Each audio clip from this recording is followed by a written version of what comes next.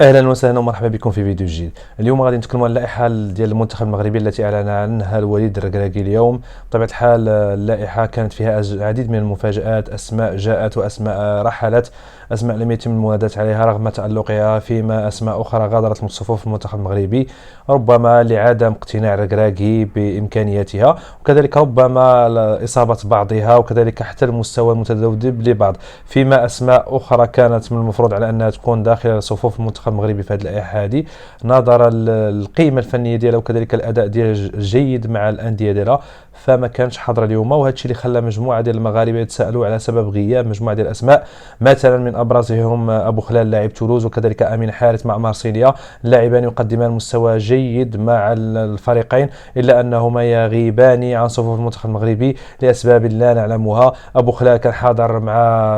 الركراكي في كاس العالم الاخيره بقطر وقدم مستوى جيد، وكان ايضا كذلك ايضا مع خالد الجيش، وكنعرفوا الاداء ديالو، ومن يرجع مع تولوز دابا من الاصابه اداء ثابت جيد، يعني اللاعب يمتع ويبدع وكاين بلاصتو في صفوف المنتخب المغربي، الا ان الركراكي اصر على عدم وجوده داخل اللائحه التي ستواجه الغابون وليسوتو في المباراتين المقبلتين برسم تصفيات ديال المؤهله لافريقيا ديال 2025. من طبيعة الحال المنتخب المغربي الجديد في التشكيلة، وأن أسماء كانت ضمن الحرس القديم مع خالد الجيش عادت، من بينهم ماسينا، اللاعب كنعرفوا كيفاش الأداء ديالو، كيفاش الطاليان كيفاش كان، وكذلك قدم مستويات جيدة ملي كان خالد الجيش، والآن يعيده الركراكي إلى تشكيلة المنتخب المغربي. من طبيعة الحال اللاعب يقدم أداء جيد مع فريقه، كذلك حتى النظير أو اعتماد الركراكي على خطة ربما شاف على أن آدم ماسينا يمكن أنه يدخل ضمنها، غياب النجم الاخر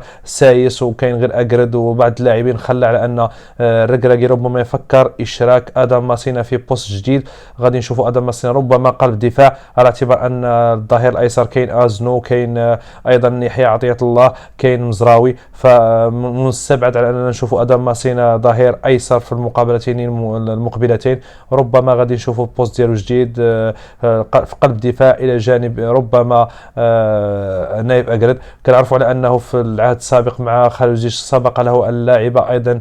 قلب دفاع، فكنظن على أنه هذا الشيء اللي خلى وليد الركراكي على أنه يستدعي آدم ماسينا ويعيده إلى صفوف المنتخب المغربي، على اعتبار أن اللاعب عنده مميزات كبيرة في الشق الدفاعي رغم الملاحظات الكثيرة اللي كتقال عليه هجوميا، ولكن دفاعيا كيأمن الدفاع وبلاصتو دائما محفوظة. بطبيعة الحال كاين أسماء أخرى ما تمش المناداة عليها كما قلنا، من بينها اللاعب أبرز هو حكيم زياش. كان جدل كبير بعد اعلان اللائحه، كاين اللي كيقول على انه زياش غاب عن صفوف المنتخب المغربي ربما نظير تراجع اداء ديالو مع غلاطا سراي، وكذلك الاصابه اللي كانت صاب ليها في وقت سابق، وهذا الشيء اللي شفناه حتى غيابه عن غلاطا سراي خلى على انه ياثر وما نشوفوش مع صفوف المنتخب المغربي في اللائحه الجايه. اللي قال كاين اللي قال على ان الركراكي ربما صرف نظره عن حكيم زياش وشاف على ان كاين لاعبين اخرين امثال دياز، اضيف الى ذلك الصحراوي وغيرهم من الاسماء ربما اللي جداد واللي ممكن انهم يعول عليهم مستقبلا، سواء في كاس افريقيا او كاس العالم اللي غتكون في امريكا وكاس العالم اللي غتكون في المغرب، فكيوجد الخلف لخير سلف، على اعتبار ان زياش تنادى عليه في مناسبات عديده، وكان اداء ديالو محط تشكيك من طرف الجماهير، وايضا حتى تراجع المستوى ديالو مع غلاطاسراي والاصابه اللي كانت هي اللي خلت هذا الشيء. وكاين اللي كيقول على ان ربما المواقف ديالو مع فلسطين، يعني مواقف سياسيه والامر اللي كان دار ديك التدوينه في وقت سابق على انستغرام، واللي كان فيه وجه اتهامات للحكومه المغربيه بداك الشيء ديال الحرب على غزه، فربما هي اللي خلت على ان وليد الركراكي ما يعيطش له. هذا الشيء مستبعد من طبيعه الحال، كنظن على ان الاداء ديالو الغير ثابت مع غلاطاسراي ربما يكون هو السبب ديال عدم مناداة عليه المباراتين المقبلتين امام الغابون وليسوتو في 15 و 18 من شهر نوفمبر الحالي. بطبيعه الحال زياش كاملين ما كنكروش الدور ديالو اللي قدم المنتخب المغربي، هو لاعب عندما تحتويه وكتضم وكتجيبه لو كتعطيه الحنان كما نقولوا بهذا المفهوم هذا فيبدع. وشفنا الدليل من خرج من تشيلسي ومشى غلاطاسراي اول مره كيفاش بدع، وكيفاش حتى الجماهير دخلته في الجو ديال غلاطاسراي وبدع وعطى مباريات جيده، وايضا حتى الاحتواء ديالو من طرف الركراكي خلى على ان اللاعب يقدم مستويات جيده، ولكن مباشره بعد الاصابه فاللاعب تراجع بشكل مهول، وربما تعرض حتى للغدر كنقول من طرف اداره غلاطاسراي اللي كانت تراهن على ان تشري العقد ديالو، فاذا بها ربما الان تحاول ابعاده عن التشكيله الرسميه ديال الفريق. واخا اليوم شارك كبديل في الدقيقه 73 وقدم اداء جيد في وسط الميدان امام توتنهام، المباراه التي شهدت فوز فريقه ب3-2 في الدوري الاوروبي. ولكن كنقول على انه ربما الخروج ديالو من غلطاسراي التركي بات قريبا ووشيكا، واحد الوجهات غادي تكون الدول الخليجيه، على اعتبار انه ما لقاش الجو المناسب ديالو. واخا الام ديالو عجبها الجو في تركيا ودار تنازلات كبيره من اجل غلطاسراي، خفض الراتب ديالو، كذلك مجموعه ديال المعطيات اللي خلات غلطاسراي تجيبو، وكانت تراهن على انه يكون النجم الاوحد. ولكن بعد ضمها لاوسيمين من الدوري الايطالي ربما غلطاسراي الان غادي تغدر بهذا المفهوم هذا زياش، وغادي تحول البوصله ديالها اتجاه هذا المهاجم هذا. واخا في وقت سابق قالت على انها ما عندهاش فلوس، ولكن هي الان مستعده على انها تعطي 50 مليون اورو من اجل ضم اوسيمين، علما بان العقد اللي كان بينها وبين الفريق الايطالي الان عطى 30 مليون، باقي يعني 20 في حاله جدال بينها وبين الفريق ديال اوسيمين. ولكن كنقول على ان زياش ايام باتت معدوده مع غلطاسراي، وربما يغادرها في انتقالات الشتويه. نرجعوا للمنتخب المغربي، زياش اذا فصل اخر مع المنتخب المغربي. هادشي اللي طرا ليه مع الركراكي، واش غادي نشوفوا زياش على انه يعتزل اللاعب الدولي مع المنتخب المغربي في الساعات المقبله او في الاشهر المقبله، اذا تم ايضا التغاضي عليه ربما ما ندوش عليه كاس افريقيا المقبله، فربما زياش يستبق الفرصه ويعلن ايضا اعتزال اللاعب دوليا.